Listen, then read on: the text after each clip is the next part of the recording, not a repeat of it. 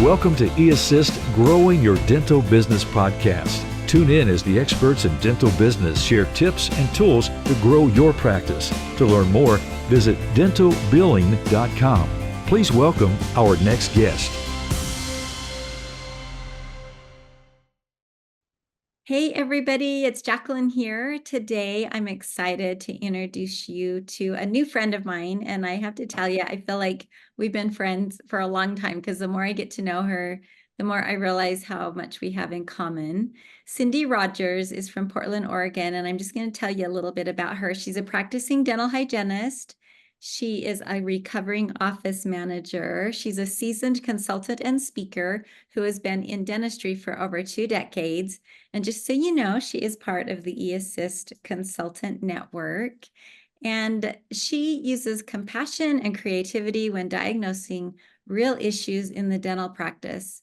And she loves to bring education to healthcare. So, and one other thing about her is she's the owner of Root You On, which I think she said, just was telling me she just changed her website over to cindyrogers.com, which is great. But I really loved her other website called Root You On. So welcome, Cindy. Oh, thank you. Thank you for having me on your show today. I'm excited and honored to be here and share my insights with you and your audience. Oh, I love it so much. I'm so glad that you are here. Yeah. Thank you for being here. So we've kind of been in the same circles for a couple of years. I've seen you around, and then we kind of just got to know each other recently. We sat down and I had the opportunity to chat, and I I kind of felt like we are a little bit soul sisters. We just kind of are in the same stage of life. We're both kind of learning to golf. We no longer have children in the home, and we have more time to work on our careers and personal growth. And so I love that about just our relationship, and it's been so much fun just to catch up. And she just got back from a trip to Alaska with her mom, so that gave us some great conversations. I love that Alaska cruise. It's awesome. So something about Cindy that is really awesome is she is dedicated to enhancing patient care and optimizing office operations, which brings us to our topic today. And I know she's passionate about this topic, and that is the topic of case acceptance and what we can do to remove the barriers to increase case acceptance. So I'm excited to talk about that today. But before we jump into that, I wanted to just ask you quickly, how did you come up with the title of your previous website, Root You On? I was just curious about that. Yeah, well, I still have the website Root You On, and I will be adding it to cindyrogers.com. And so incorporating those two together. So Root You On was or is a name that I and my previous co-founder April came up with, and that was to root on dental professionals just starting out in the profession in the dental field. And so we could cheer them on. And then the U instead of the YOU is because it was more like a university. So having some education in there and some guidance for those students. And so I actually have Root You On, YOU, but also rootyouon.com. Okay. And so it's a way to cheer people in the dental profession on. And so, yeah. And then it came up with the name. So cheer, like cheer, root you on, but also root, the root of a tooth, ROOT. So yeah. It has a little bit of play on the words. Plus it wasn't taken. Yeah. Yeah. That's so fun. I love it. Well, that's great. Well, you're still practicing in the practice. You work as a hygienist, and I'm sure you have lots of stories to tell. So today we're going to talk about case acceptance and what can we do to remove the barriers to increase case acceptance. So what are some of the common barriers patients face when considering treatment? I guess that's a good place to start. Yeah, there's all kinds of them. And some of them we know are like money, time, fear. Those are the basic ones that we know, or so we try to put those labels on people right away. Like we think it has to be one of those three, but really it could be something completely different. And so with those barriers, what I talk about, like listening and understanding, there could be things in there that you aren't even aware of that the patient is facing. The patient might not even know that being a barrier. well, I work in a practice 1 day a week now. A lot of the patients, we do full mouth construction, like implants. And so they've been through a lot. A lot of the times it is because of fear, past experiences. So people could have had a really bad experience as a child. It seems to be very common, especially with patients, a little bit older patients. So for that, and then also just the not knowing, the not understanding of, or the awareness. We don't take the time to explain everything to them. So they kind of just have these questions that are left unknown, or they don't know how to ask. And so just being aware of barriers, that could exist. And yeah. Yeah, it sounds like it kind of comes down to communication. And Mm-hmm. I know a big piece of the puzzle when it comes to communication is they say, I don't know what the percentage is, but it's a higher percentage of communication is to listen than to always be speaking, right? So what does it mean to truly listen to a patient so that you can diagnose them with an effective treatment plan?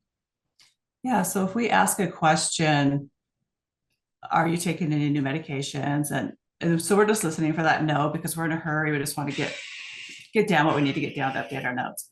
But if you really take time to listen, also to body language. So sometimes they'll say no, but if you can kind of tell that, but in their eyes are kind of like, no, not really, or no, nothing that pertains to you.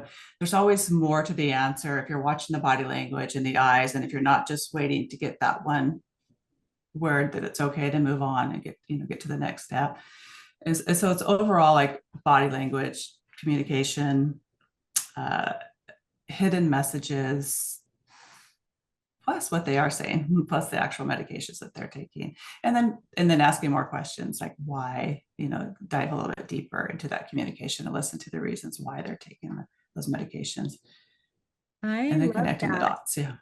I love that. I know I can tell you're good at diagnosing because as we just had this conversation where you went to Alaska with your mom and you Mm-hmm. were telling me that she was kind of having a hard time walking around and we're asking her about all of her medications then. And I thought you're kind of who you are in your day-to-day came into play with helping your mother figure out if it was medications related or what was it that was helping her with or was not helping her so she wasn't able to walk around as good. And I was thinking this is probably what you do every day when you're trying to diagnose and figure out what's going on with a patient. You kind of took that role to your mom when you were on your little trip. So I think that's awesome. Right. Yeah, just listening to like, oh, I can't walk. I'm like, why can't you walk? You're walking just fine.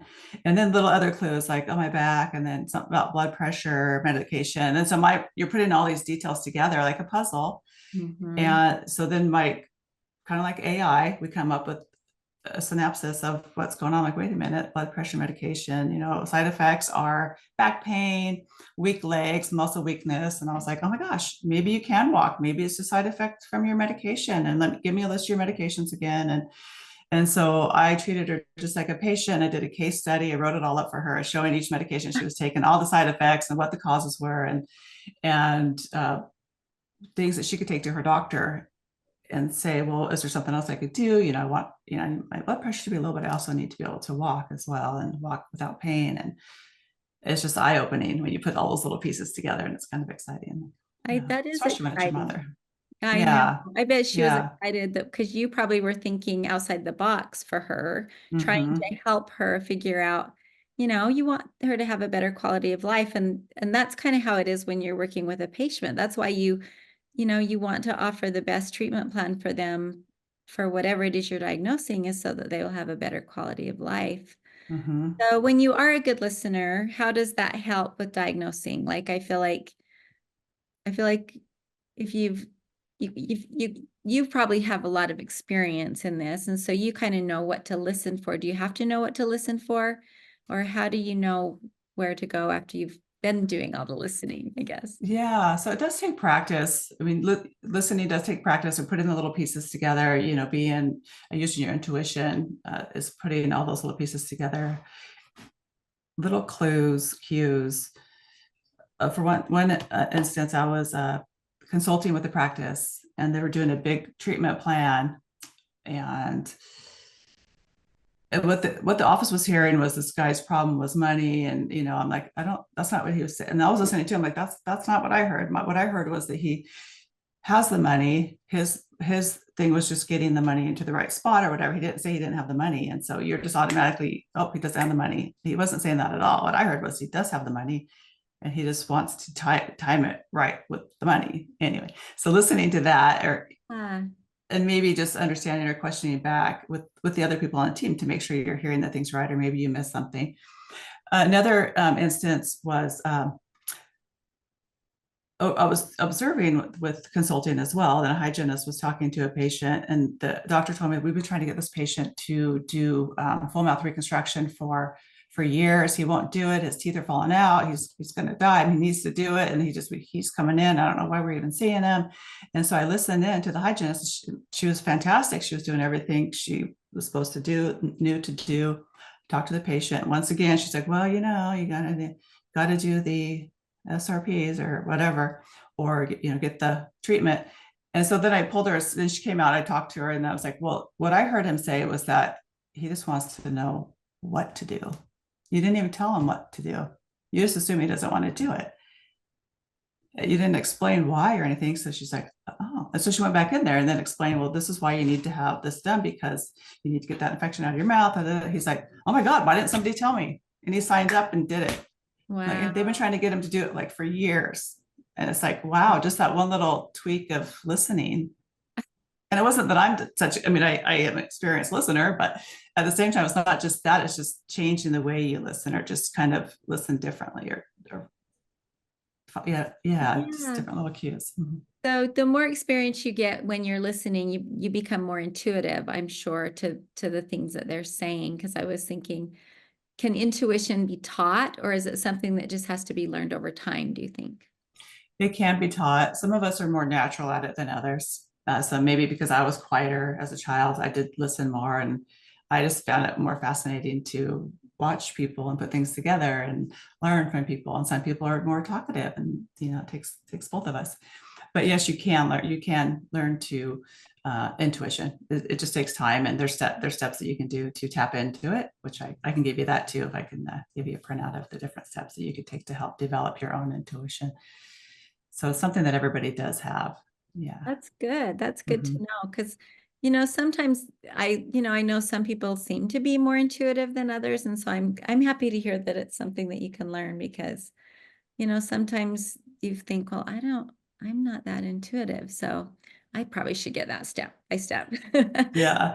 from you. That would be a great thing for me, because I don't know how intuitive I am when it comes to listening. I want to be a better listener. I feel like you need to be a better listener in all aspects of life, no matter what your relationship with, if it's with a patient or with your family or with your spouse or with your significant other, whoever it is that you're communicating with. So listening. And with yourself. Yeah, with yourself as well. You need to stop and listen to your own intuition, what it's telling you. Like right now, mine's telling me that it's hot in here because my air conditioner is off. But yeah, so different, listening to yourself, just stepping back, quiet. You don't have to meditate, or it doesn't have to be woo-woo.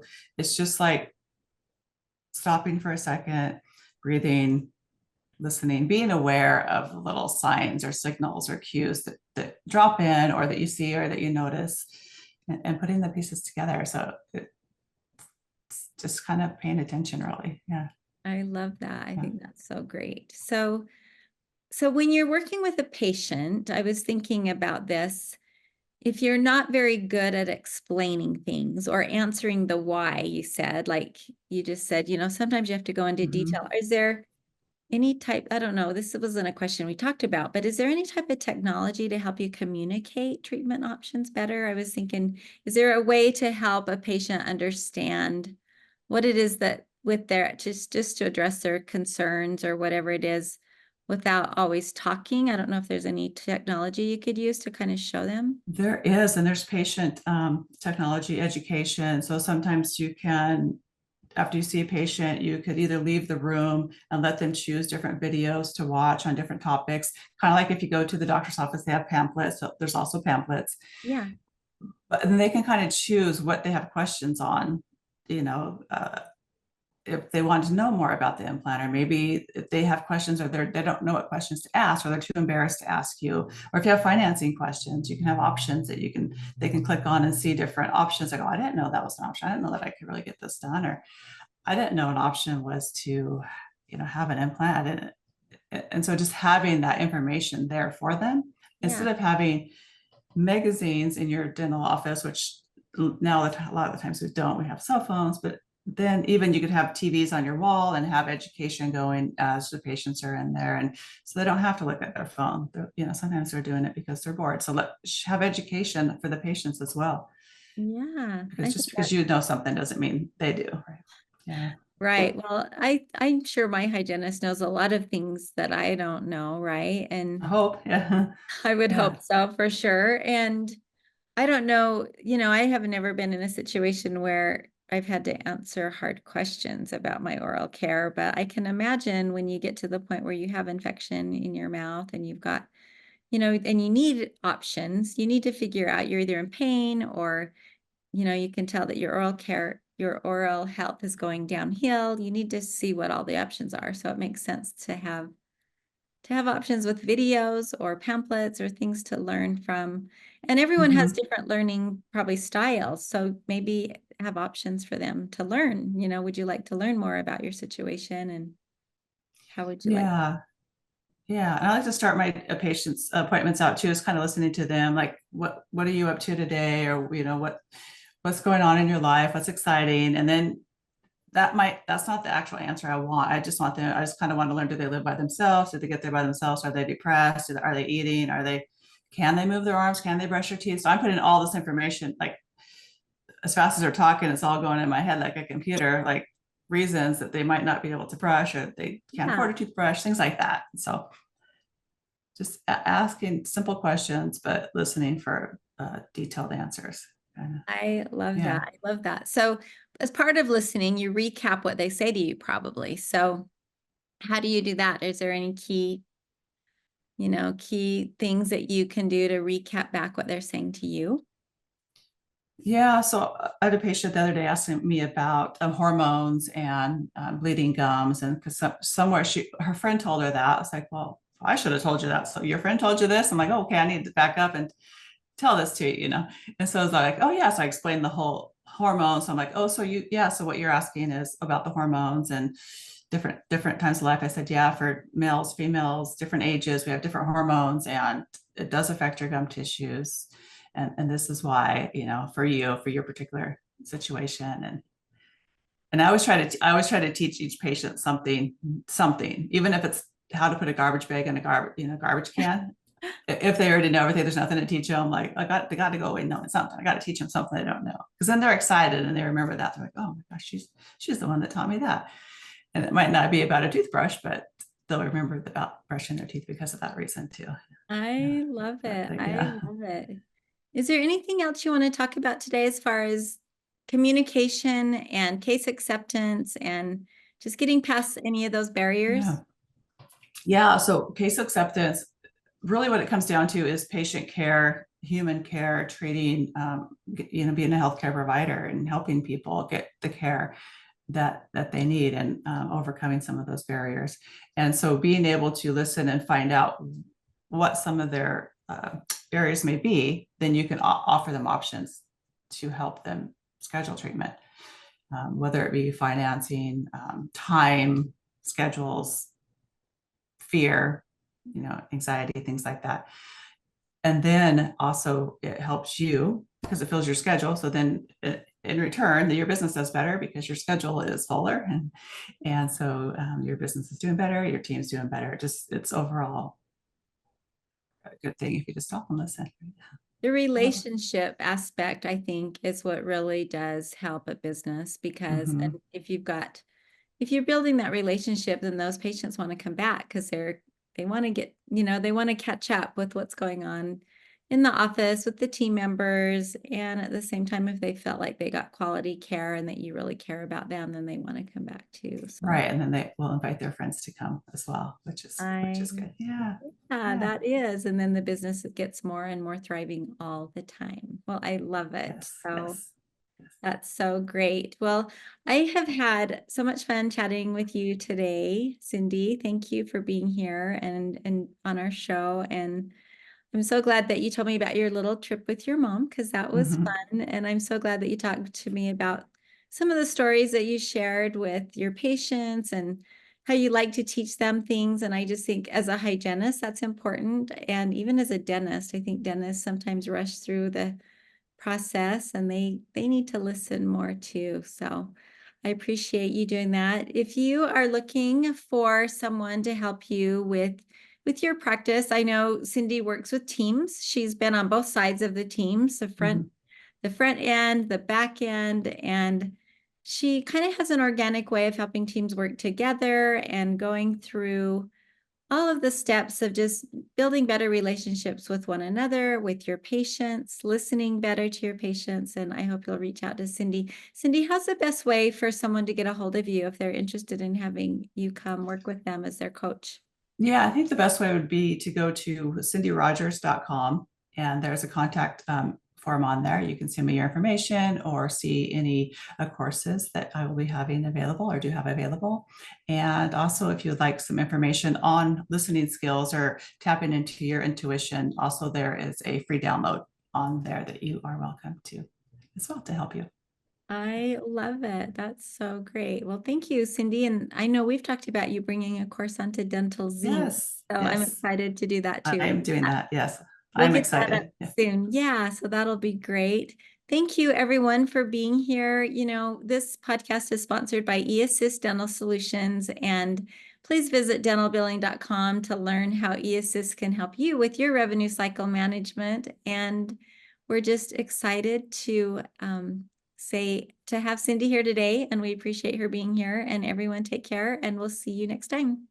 Yes, thank you. Thanks for having me on. All Thanks. right, we'll see you, Cindy.